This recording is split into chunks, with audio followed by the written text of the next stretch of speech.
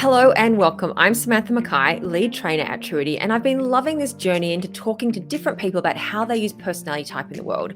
And today I'm talking with Naomi Gora, founder of Brand Whisperers, which helps small business owners operate, market, and brand their businesses based around the strengths of their personality type. I'm really excited to learn more about this. Welcome, Naomi. Oh, thank you, Samantha. Thanks for having me. Oh, well, this is great. I'm super excited. So tell me, what inspired Brand Whisperers? Like, how did that come about in your journey? I think it's a great story. I love this story. Basically, it came about because I was struggling in business. So I'd left the corporate world, as people often do. They get into the corporate world and it's maybe not what they thought it was, or there's maybe not enough freedom, or they can't express their ideas. And then they decide that they have something that they want to share in the world and they start their own business. But then the actual process, a lot of people before they start running a business don't realize the process of running a business is actually as important as the idea or the service or the product that you want to offer people. There's things like what business model you use, marketing, pricing strategies, product strategies, all these things, building a team that a lot of new business owners aren't prepared for. And so I was sort of in that category of going, wow, I feel like I'm really not great at running a business here, which I'm sure a lot of new business owners go through. And then one day I found my personality type. Specifically, I dug a little bit deeper and found cognitive functions, and that was where the gold happened. So I found that often business owners use cognitive functions called extroverted thinking and introverted sensing. These are things that manage people that use these cognitive functions in their personality type are often really good time and resource managers. They know how to delegate. They manage their time well. They're great at routines. They're great at structure. And as an INFP or that I am, or anybody else who doesn't use those cognitive functions as well, because there's different levels that we use the cognitive functions at, you can really find that process of how to run the business really stressful. So I delved into that a bit more and applied the principles in my business, and it made my business easier to run. And then as because I started out running a branding agency, and I started applying personality typing principles to my clients. And then I started seeing all these patterns of how different types like to run their businesses and what really stresses them out and how they can brand their businesses better. And it became a bit of a fascination. And you saw the results of it. It obviously made a difference when you applied personality type to these various Yes. business owners. Yeah. Yes. Yeah, absolutely. A lot of business owners, when they come through, they can often be in a trap of like, I don't know why this is so hard, or, I read these books. They've often read business books, which again are not always, but I think it's good to be aware of when you are reading business resources of what type the author is. If you're, say, an INFP or an INFJ and you're reading a book that's been written by an ESTJ or an ENTJ, you might try as much as you might to implement their strategy or their business systems, and either one would rather poke your eye out with a spoon than do it, or try and fail and then just think, oh, I'm a failure, I'm no good at business. And it's not true. Yep. So what are the strengths of TJs and SJs, and how do we see that in most business structures or the way most businesses are run? Yes, excellent. So often you'll see this in really structured, routine-based businesses. I've had ESTJs. The ESTJs that I've worked with when I'm branding them, they come in so prepared. The longest business plan I've ever had was from an ESTJ, and she came in with like a 40-page business plan, and she'd thought of everything. She'd executed it routinely. She has her structures set up. Or they're really good at following processes and templates and setting them up and sticking to them and doing the same thing every day. Either that, so that's the SJs. They're just really good at structure and routine, and they're comfortable with that.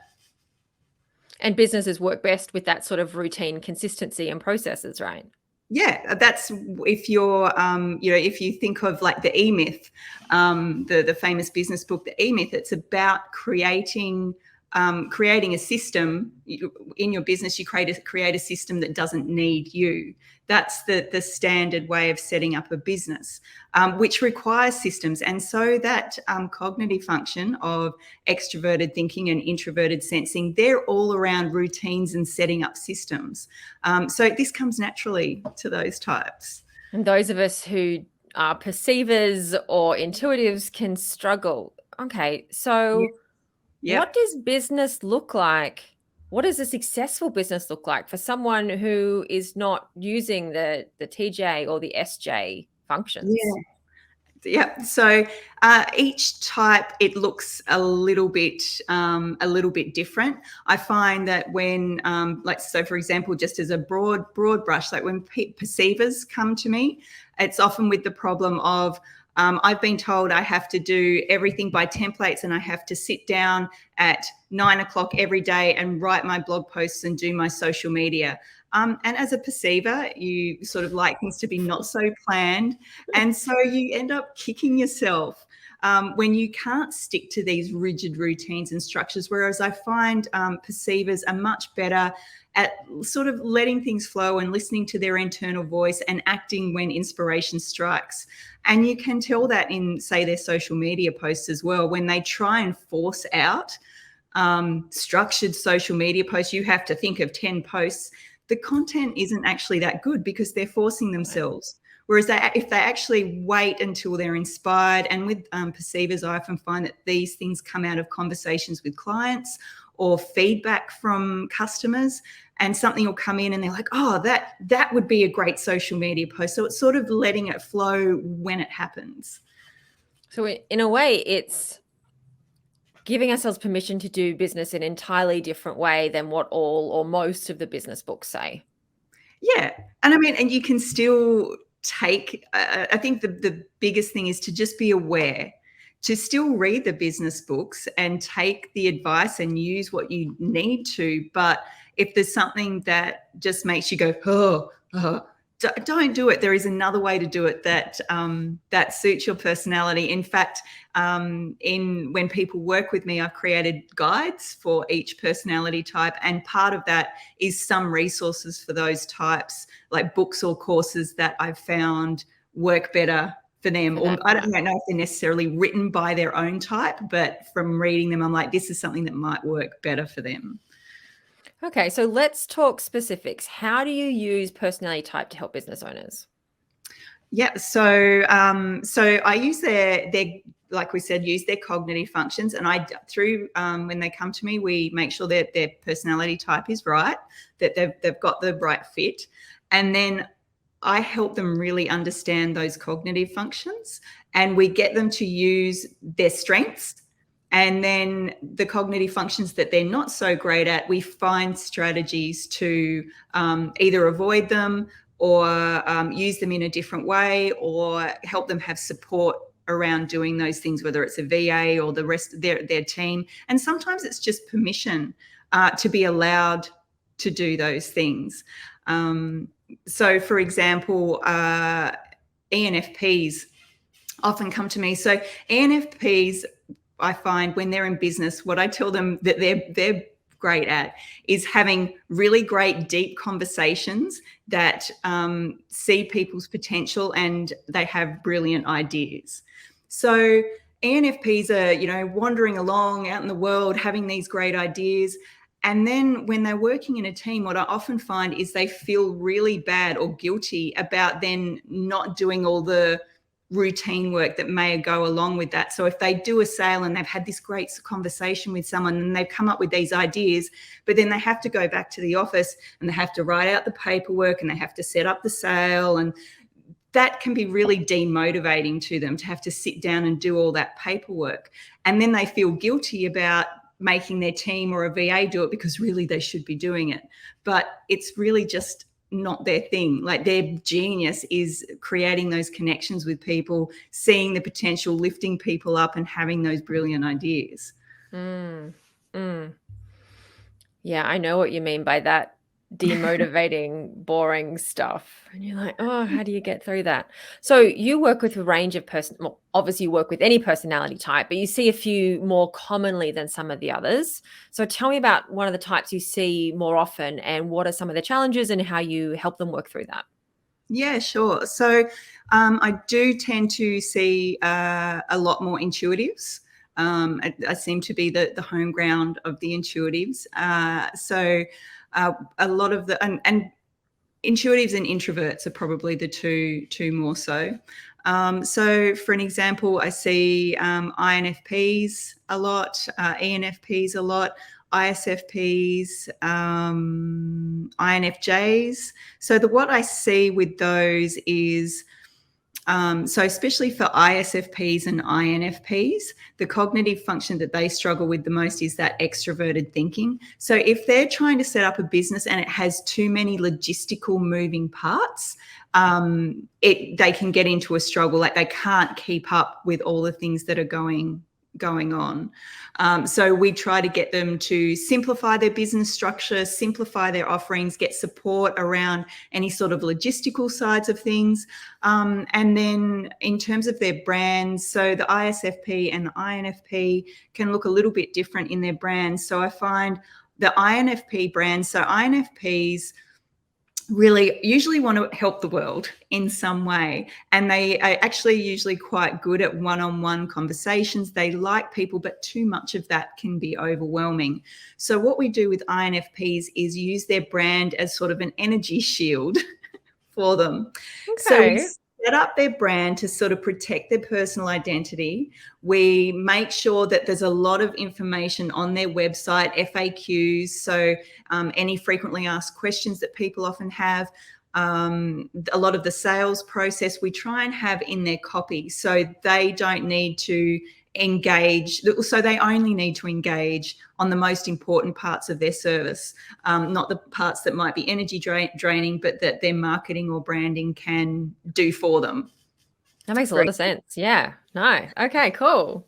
Yeah. And so ISFPs, on the other hand, so ISFPs are like chameleons almost. So they're always shifting and moving. You know, it's that if you take the ISFP as the quintessential sort of artist feeling, there's always new things to be expressed. So I've found with the ISFP brand that their brand almost has to be a neutral container. So it needs to be fairly plain. So as they're changing and flowing and doing the next thing that's going to come out, it doesn't mismatch with their brand. So it's quite a simple brand that the visual, artistic, creative thing can flow through, but their overall brand that people continue to recognize can stay the same without being weird or mismatched or out of place.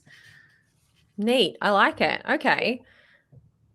It's really interesting how you can use the personality type to both project that person and sort of sell their service, but also protect them in to make sure they can continue to work with their strengths in some way. Yes. Yeah. So we're Yeah. looking at their strengths and we're pulling back their well, not their weaknesses necessarily, but the stresses that make them go, I don't want to run a business anymore. I'm going to go back to the corporate. Yeah, absolutely. So tell me about, you say you also work with INFJs and INTJs. How are they different? Yeah. So the things that I often see with INFJs is a lot of overgiving.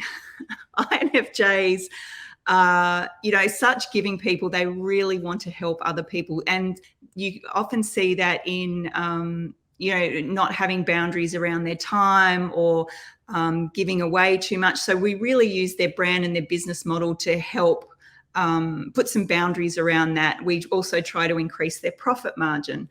They are usually quite good at, or actually really good at, one-on-one contact.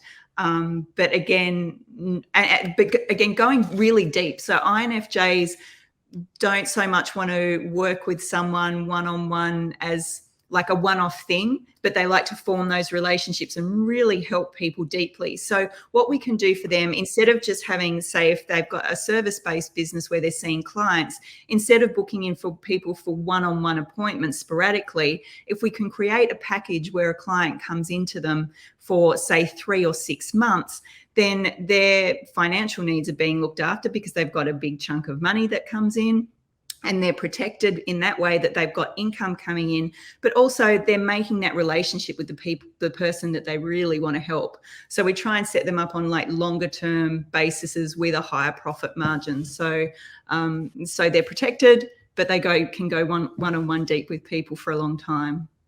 Okay, well, this has been fascinating. Where can people find you? Yes, excellent. So you can go to my website, Brand Whisperers. It's just brandwhisperers.com.au, and you can find out a little bit more about how your specific personality type operates in business, and maybe get some aha moments from that.